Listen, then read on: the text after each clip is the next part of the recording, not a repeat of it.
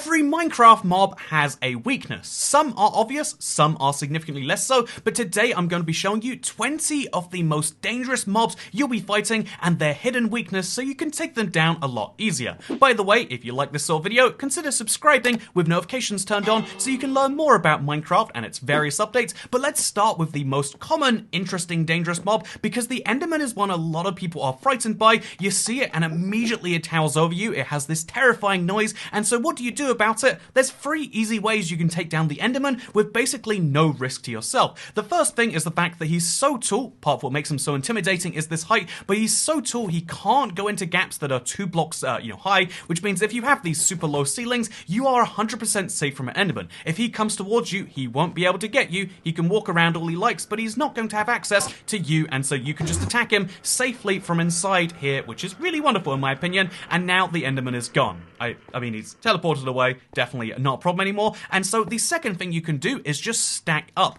I'd say this is the most, this is the easiest thing to do if you're in a situation where you really are, you don't have a house, you don't have a way to make a structure real quick. Just use 3 blocks and then immediately stack yourself up. An Enderman cannot jump 3 blocks high, and he can't attack you using his face, at least not yet. And so even if you look at the Enderman while you're on top of here, unless he teleports up here, which is incredibly unlikely, you are going to be very, very safe, and you can take down the Enderman, getting their lovely, lovely pearls, or making them teleport away at least. And so the final thing you can do for the Enderman is a really handy one too, because they actually do teleport away when there's water.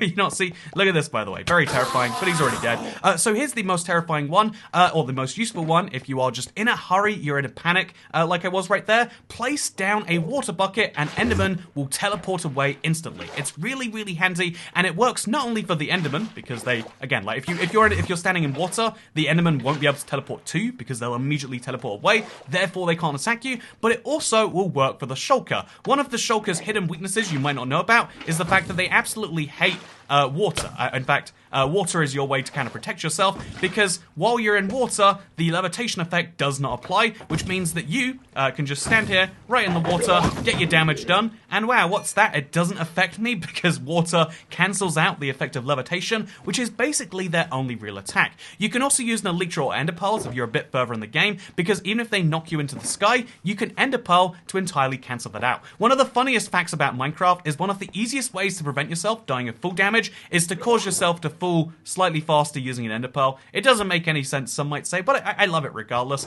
And so yeah, if you get knocked up by a Shulker, consider Ender Pearling yourself away. I'll actually prove that right now. You see how this effect's about to run out? I'll throw an Ender Pearl now, and then as I float up, I'll float barely up enough for it to be a real problem, and wow, we can now finish it. Because I'd say the easiest thing to do in most situations is just bum rush the Shulkers, but if there is a lot of them, bring a water bucket. Honestly, water buckets are handy for every situation in Minecraft. Like the next mob, you obviously couldn't bring a water bucket there, but attacking Wither Skeletons would be really easy if you could. All you need to do is get in a passageway that's 2.5 blocks, and wow, Wither Skeletons can't go this way. Wither Skeletons are also 3 blocks high, and given that you're in a Nether Fortress, which is very easy to make 3 blocks high, that's what I always like to do to take down Wither Skeletons. You just get them in a place where they can't attack you, but you can attack them, and then they'll die nice and easy. The 4th mob, we're going, by the way, in reverse order here, from the end to the Nether, is the Blaze. The Blaze would be really easy to take down with a water bucket, but you can't use that in the actual Nether, and so what I actually recommend is get some good distance, enough distance that they won't notice you, and grab some snowballs. Snowballs deal 2 damage to blazes. They're the only mob in the game that take actual damage from this, and it means that as long as you're outside the aggro range of the blaze, you can attack the blaze while he can't attack you, and it's it's like having a bow, but it's specifically for the blazes. I think it's such a cool weakness that they have, and I love to take advantage of it. Just like how I love to take advantage of the 5th mob here, Magma Cubes. So this one's a little bit trickier because you need to have a bucket with you, which is filled with powdered snow, which is a resource a lot of people struggle with, but powdered snow is the easiest way to take down Magma Cubes in my opinion, because they just fall into it, they take damage, and now they're gone. shown, this can be tricky for some people, and so for those people I say, avoid magma cubes. You kill them, and they split into more magma cubes, and then more magma cubes. If you just keep on running, you'll have a better time than trying to kill every single magma cube that you see. Unlike, of course, the Hoglins. Hoglins you can run away from, but you might regret it. Instead, I recommend, just like with every good mob, you stack up to get away. That is a Hoglin. He does not like me. He's going to turn into a Zoglin real soon. But you can stack up 3 blocks, and 3 blocks without, obviously, them having a way to climb up for you. But if you can stack up 3 blocks, you can actually be 100% safe from this guy. It is a little bit of a tricky one to do while you're being attacked, I will totally admit. But 3 blocks up is all you need to be safe from a Hoglin or a Zoglin. In fact, I'll show you that with a little bit more grace. So this time, when we're being... Oh, okay, no, we're not safe at all from the Zoglin. So, as you can see, the Hoglin is chasing me. You just want to get away from him such that you can place your blocks and be 100% safe, and then stand away from any edges where he can climb up and get you, and then attack him from there. As you can see, he wants to use the edge of the block so he can attack me there. So I guess stack up an extra block. What are you going to do now, Zoglin? You can't do anything? Yeah, that's good. You're dead. Yeah, so Zoglins as well, by the way, is another mob. Your 99% of you will never face a Zoglin in actual survival, but now you know how to kill it. It's exactly the same as a Hoglin, just a little bit more terrifying looking. Speaking of terrifying looking, the most terrifying looking mob in the game has to be the Wither, right? So many people, you know, especially the Bedrock Wither, which is what we're talking about today, it's one of the most dangerous and terrifying mobs. What do you do about it? The Smite enchantment and some strength potions. This is actually something you have to watch out for a little bit. So first of all, again, make sure you put Smite on your Smite on your stuff. I'll put it here on my... Can I put it on my sword instead of sharpness? No, we have to make sure we're replacing something else with it. So we'll put Smite on our sword, just like this. So now we have Smite on our sword. I've got a Strength Potion ready to drink. This will give me a big boost to my attack. I mean, Strength 2 is a really, really nice boost. And now we can summon in the Wither. Again, the Bedrock Wither has one thing you want to watch out for. You could just do brute force damage to it. Also, I guess 2 things. When it spawns in, it does a big explosion like Java, but also halfway through killing it, it'll do a big explosion too. So what you want to do is you want to make sure that you just run in here, get your attacks done quickly. The Wither can only fly up so high, so if you have some form of bedrock ceiling above you, like in the Nether or the End or below the portal or whatever, you can do that. But then when you're about to hit half health on the Wither, you want to switch out to any form of ranged weapon. You can use snowballs if you really want. It won't do much for you, but you want to make sure you get the halfway point on the Wither done with a ranged weapon. Why is that true? Well, the Bedrock Wither has a really fun quirk to it that you might not know, and that fun quirk is this. There is a secondary explosion, followed by a summoning of wolf skeletons, by the way, and now that we've done that, we can go in and just go fun rush the Wither. Having Smite on your sword and having a Strength Potion is just the cruise control mode to get this done easily. Having good armor and also eating, super necessary as well in my opinion. And yeah, I would totally recommend that you just charge in there, get it done, nice and easy. I actually took a surprising amount of damage there. Just a reminder, bring healing and bring strength, and if everything goes crazy and hard, then try easy difficulty. Speaking of, by the way, I do have to mention the Warden will decimate the Wither, but also I have to mention, obviously every single mob in Minecraft has the same weakness, which is you switch to peaceful mode, because on peaceful, all hostile mobs despawn, and then when you switch back to easy or normal or hard, like, by the way, I just fought the Wither on hard, didn't realize this map was on hard difficulty till just now. So yeah, that is a thing that you can obviously do, but I'm talking about in-game actual solutions that are clever, rather than, you know, it's not cheating, it just feels a little bit weird. Speaking of not cheating but weird, Bane of Arthropods is the exact opposite. There is no good scenario where you want Bane of Arthropods on any tool ever, let alone a stone sword, but let's craft it today so I can show you one of the wonderful things, which is that the easiest solution for spiders in Minecraft, as well as cave spiders, is Bane of Arthropods. If I attack it with even a stone sword, Bane of Arthropods does so much damage to every single mob that even a stone sword, actually, let's try a regular spider just to be sure, but even a stone sword with Bane of Arthropods on is enough to take down every single one of these, which is really, really nuts. Regular spiders also can't fit through 1 block wide gaps, it's worth mentioning. And we have spiders, by the way. There we go. So, yeah, as you can see, 1 hit kill on every single arthropod in the game. That is the spider, the bee, the cave spider, the silverfish. Honestly, why does Minecraft have insects, and why do we have an insect-specific enchantment? I don't know the answer, I just know it's very easy to kill them, and also, for spiders, it's easy to avoid them because they can't go through 1-block wide gaps. You know, this little, place right here is effectively a prison for regular spiders. It's not for cave spiders. Watch out for cave spiders still. But it's basically a prison for spiders, and you should watch out for... Oh, God! It's not a prison for spider jockeys, but that's a separate point. So let's go in there, let's take out the skeleton, and now the spider is trapped in prison. So yeah, if you ever want to make a spider cage, you don't even need to fill in the gaps. Speaking of not filling in the gaps, the warden is definitely the most terrifying mob, as far as most people are concerned, but it's really easy to avoid in the late game. You find yourself an elytra in the end, and then you use some firework rockets, and you get really far away, because my god is he terrifying. He cannot attack you when you're really far away, 28 blocks I think is that. Once you get far enough away from the warden, he's not a threat anymore. This isn't an easy way to kill him, but there is no point in killing the warden besides pride. And if you want to kill the warden for pride, then you'll enjoy the fact that it's so tricky. So let's just wait for him to vanish and maybe head over to the next thing here. Yeah, you wanna keep some more distance. So yeah, let's actually, oh gosh, let's... It's just so terrifying when the warden's coming towards you, and the simplest thing to say is just you need to get out of there, and that's why you go up, and then you wait patiently, and then he gives up on you. And wow, just like my father, it's gone and it's never coming back. Anyway, the 11th one here is the Pillager. Pillagers are super dangerous. Even on the easiest of difficulties, they do so much damage, but there's one fatal flaw in their strategy of, seriously, the way they attack you is so annoying. They draw back a crossbow, then randomly at some point fire it at you. It's very hard to avoid unless you've got a shield.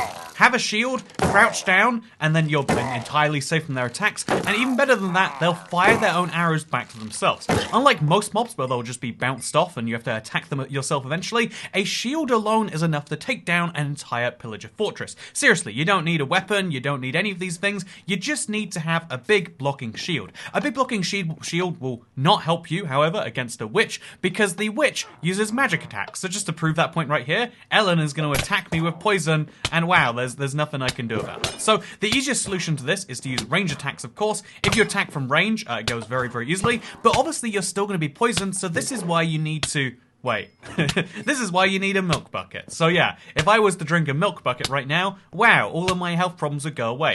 Also, undead mobs are positively impacted by the witch's potions. You can use this to your advantage, or you can just know that if there are any zombies around your witch, you should keep them far apart, because otherwise a harming potion or a poison potion might do positive things to them instead. But yeah, range attacks, if you're far enough away, okay, just to show you this one, if you're far enough away from a witch, it can't hurt you. So I'm just gonna use my trident, because I think the trident's a way cooler weapon. The witch cannot throw a potion outside of potion throwing radius, and so yeah, it is a little bit tricky while she's chugging those potions. But as you can see, I avoided everything but the weakness right at the end there, or the slowness rather.